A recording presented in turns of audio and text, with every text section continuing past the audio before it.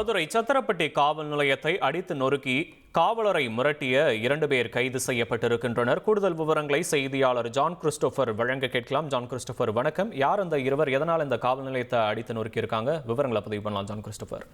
மதுரை மாவட்டம் பேரையூர் பகுதியை சத்திரப்பட்டியை சேர்ந்தவர் பிரபாகரன். இவர் மீது பல்வேறு குற்ற சம்பவங்கள் வழக்குகள் நிலுவையில் உள்ளது. அண்மையில் பட்டியல் என இளைஞர் படுகொலை வழக்கிலும் இவர் தொடர்புடையவர்.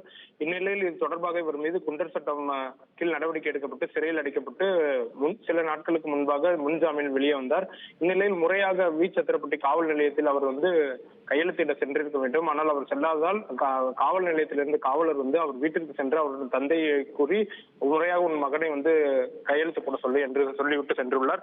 இந்நிலையில் இதில் ஆத்திரமடைந்த தன் தந்தையை மிரட்டிய காவலர் மீது ஆத்திரத்தில் நேற்று முன்தினம் பிரபாகரன் மற்றும் அவரது நண்பர் ஐயனார் ஆகியோர் சேர்ந்து சத்திரப்பட்டி காவல் நிலையத்தில் சரமாரியாக முகமுடிகளை அணிந்தவாறு அடித்து நொறுக்கியனர். இந்த சம்பவம் நேற்று தமிழகம் முழுவதும் பெரும் பரபரப்பை ஏற்படுத்தியிருந்த நிலையில அவரை பிடிக்கிறதுக்கு தனிப்படை அமைக்க வேண்டும் என மதுரை எஸ்பி அரவிந்தன் உத்தரவிட்டு நேற்று சம்பவ இடத்தை விசாரணை மேற்கொண்டார்.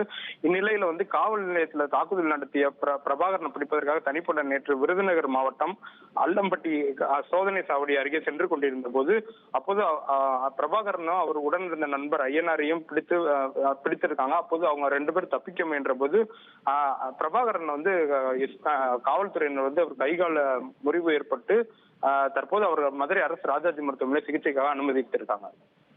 விவரங்களுக்கு நன்றி ஜான் கிறிஸ்டோபர். தந்தி டிவியை உங்கள் கேபிள் டிவி ஆபரேட்டரிடம் இலவசமாக கேட்டு பெறுங்கள்.